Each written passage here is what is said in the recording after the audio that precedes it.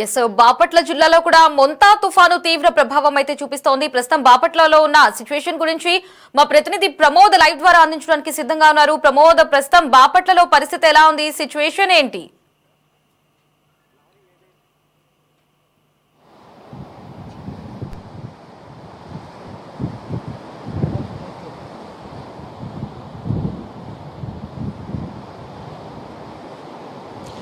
లహరి ఏదైతే మొంతా తుఫాను కూడా దూసుకొస్తున్నటువంటి నేపథ్యంలో బాపట్ల జిల్లా అధికారులు అప్రమత్తమయ్యారు. ఇక్కడ ప్రస్తుతం అయితే మనం బాపట్ల జిల్లా సూర్యలంక బీచ్ వద్ద ఉన్నాము. ఇక్కడ పెద్ద ఎత్తున కూడా అలలు ఎగిసిపడుతూ ఉన్నాయి. ఇప్పటికే నల్ల మబ్బులు కమ్ముకుంటూ కూడా గత ఉదయం నుంచి కూడా గంటకి పెరుగుతున్నటువంటి నేపథ్యంలో, అంటే ఉదయం నుంచి కూడా ఈదురుగాలులు తేలికపాటి వర్షాలు కురుస్తున్నటువంటి నేపథ్యంలో ఇప్పుడు మాత్రం గంటకు పెరుగుతుంది. అయితే ఉదయం నుంచి ఉన్నటువంటి వాతావరణానికి మధ్యాహ్నం పెరిగినటువంటి వాతావరణానికి చాలా తేడా కనిపించింది. మనం విజువల్స్ లో కనుక చూసుకున్నట్టయితే బీచ్ కూడా సముద్ర ప్రాంతం చాలా వేగంగా ఉందని చెప్పుకోవచ్చు. ఇక్కడ అలలు కనుక చూసుకుంటా ఉంటే పెద్ద ఎత్తున కూడా అలలు ఎగిసి పడతా ఉన్నాయి. ఇక్కడ బీచ్ గత 3 రోజుల ముందు కూడా చాలా వెనక్కిగా ఉండేది.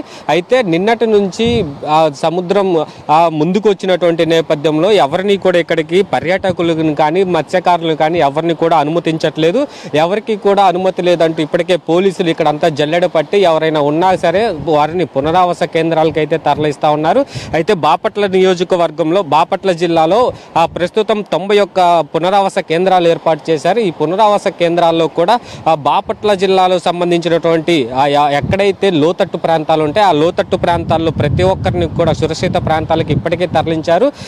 ఉదయం నుంచి కూడా అధికారులతో ఎప్పటికప్పుడు సమీక్షలు నిర్వహిస్తూ కూడా బాపట్ల జిల్లాలో ఎటువంటి ప్రాణ నష్టం, ఆస్తి నష్టం జరగకుండా ఉండేందుకు కూడా అధికారులు అయితే సన్నద్ధం చేస్తూ ఉన్నారు. ఒకవైపు ఈదురుగాలులు, ఒకవైపు నల్లగా మబ్బులు కమ్ముకొస్తున్న పరిస్థితి. ఈ నేపథ్యంలోనే బాపట్ల జిల్లాలో ప్రత్యేకంగా ప్రతి ఒక్క అధికారులను కూడా అప్రమత్తం చేసి ఎక్కడా ప్రాణ నష్టం జరగకూడదంటూ అధికారులకు అయితే ఆదేశించారు.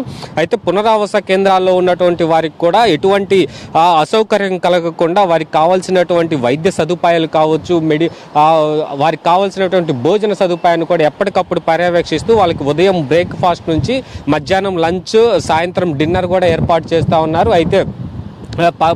అయితే రానున్న 12 గంటల్లో కూడా సముద్రం పోటు మరింత పెరిగేటువంటి అవకాశం అయితే ఉంది. అయితే ఇప్పటి వరకు అయితే ప్రస్తుతం మొంతా తుఫాను చాలా తీవ్రంగానే ఉన్నట్టు తెలుస్తూ ఉంది. దీనికి సంబంధించి అధికారులు కూడా ఇప్పటికే వాతావరణ శాఖ హెచ్చరికలు జారీ చేశారు. రానున్న 12 గంటల్లో కూడా దీని తీవ్రత మరింత పెరిగేటువంటి అవకాశం అయితే ఉంది. ఈదురుగాలులు వీచి బలమైన తీవ్ర తుఫానుగా మారేటువంటి అవకాశం ఉంది. కాబట్టి ప్రజలు కూడా ఎవరు బయటికి రావద్దు అంటూ కూడా హెచ్చరికలు జారీ చేశారు. మనం విజువల్స్ లో స్పష్టంగా చూడొచ్చు. అక్కడ ఎక్కడైతే కర్రలు ఏర్పాటు చేశారో అక్కడ వరకు మొన్నటి వరకు అయితే ఉండేది. ఇప్పుడు అవి పూర్తిగా ఈ సగంగా మునిగిపోయినటువంటి పరిస్థితి. అలలు కూడా చూస్తూ ఉంటే పెద్ద అలలు కూడా ఎగిసి పడుతున్నటువంటి నేపథ్యంలో ఇక్కడ బాపట్ల నియోజకవర్గానికి సంబంధించినటువంటి ప్రతి ఒక్క అధికారికి కూడా వారికి కావలసినటువంటి ఎన్డీఆర్ఎఫ్ సిబ్బందిని, పోలీసులను ఇక్కడ ఏర్పాటు చేశారు.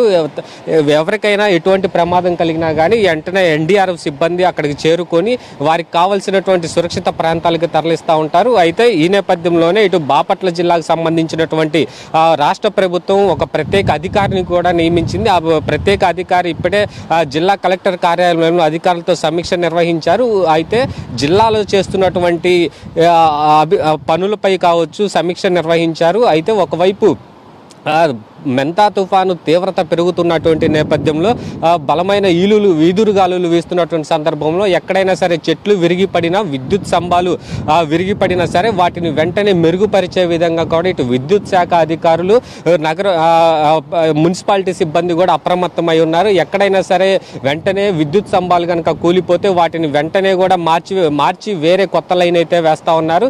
ఇది ప్రస్తుతం అయితే ఏదైతే సూర్యలంక బాపట్ల నియోజకవర్గంలో ఉన్నటువంటి పరిస్థితి. దీని మరింత 12 గంటల తర్వాత రానున్న 12 గంటల్లో కూడా ఈ తీవ్రత మరింత పెరిగి బలమైన ఈదురుగాలులు వీచేటువంటి అవకాశం అయితే ఉంది. లహరి, జిల్లాలో ఉన్నటువంటి నిజాంపట్నం పోర్ట్ కి కూడా ఈ రోజు ఉదయం 5వ ప్రమాద హెచ్చరిక అయితే జారీ చేశారు. మరి ప్రస్తుతం అక్కడ ఎటువంటి సిచ్యువేషన్ ఉంది?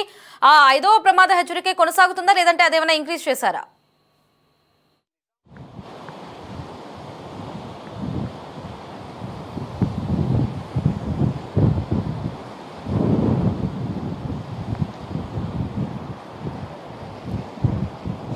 అయితే నిజాంపట్నం పోర్టుకు సంబంధించి ఉదయం నుంచి కూడా 5 హెచ్చరికలు జారీ చేశారు. గత గంట క్రితం కూడా 8వ హెచ్చరిక జారీ చేశారు. ఏదైతే నిజాంపట్నం హార్బర్ కూడా చాలా తీవ్రత పెరిగిందని కూడా 8వ హెచ్చరిక జారీ చేశారు. ఈ నేపథ్యంలోనే అక్కడ ఉన్నటువంటి మత్స్యకారులను కూడా ఇప్పటికే అక్కడ లోతట్టు ప్రాంతాల్లో ఉన్నటువంటి ప్రజలను కూడా సురక్షిత ప్రాంతాలకు తరలించారు. నిజాం హార్బర్లో ఎటువంటి వ్యాపారం జరగకూడదు, ప్లస్ ఆ మత్స్యకారులు కూడా ఎవరు వేటకు వెళ్ళొద్దు అంటే ఇప్పటికే అధికారులు అయితే అప్రమత్తమయ్యారు. అయితే ఉదయం నుంచి కనుక చూసుకున్నట్టయితే ఉదయం కొంతమేరకు మొదటి హెచ్చరిక జారీ చేశారు. గంటకు మెంతా తుఫాను తీవ్రత బాగా పెరుగుతున్నటువంటి నేపథ్యంలో అయితే ఇప్పుడు ఉన్నటువంటి పరిస్థితి తాజాగా 8వ హెచ్చరిక అయితే జారీ చేశారు. ఇప్పటికే అక్కడ ఉన్నటువంటి పోలీస్ సిబ్బంది, ఎన్డీఆర్ఎఫ్ సిబ్బంది కూడా పూర్తిగా గేట్లు కూడా మూసివేసినటువంటి పరిస్థితి మనం చూస్తా ఉన్నాము. అయితే ఇటు నిజాంపట్నానికి సంబంధించి అక్కడ బీచ్ తీవ్రత ఎక్కువగా పెరుగుతున్నటువంటి నేపథ్యంలో కూడా అక్కడ ఎవరిని అనుమతించకుండా పెద్ద ఎత్తున అక్కడ పోలీసులు అయితే పకడ్బందీగా అక్కడ ఏర్పాట్లు చేశారు. ఏదైతే గేట్లు ఉంటాయో ఆ గేట్లను కూడా ఇప్పుడే క్లోజ్ చేసేసి నిజాంపట్నం హార్బర్లో ఎవరిని కూడా లోపలికి రావద్దు అంటూ పోలీసులు అయితే హెచ్చరికలు జారీ చేశారు. ఈ నేపథ్యంలో ఇటు రేపల నియోజకవర్గంలో కూడా ఎక్కువ సముద్ర తీర ప్రాంతం కాబట్టి లోతట్టు ప్రాంతాలు కూడా ఎక్కువగా ఉన్నాయి కాబట్టి ఈ లోతట్టు ప్రాంతాల్లో ఉన్నటువంటి ప్రజలను కూడా ఎప్పటికప్పుడు అధికారులు సురక్షిత ప్రాంతాలకు తరలిస్తూ వారికి అప్రమత్తం చేస్తా ఉన్నారు.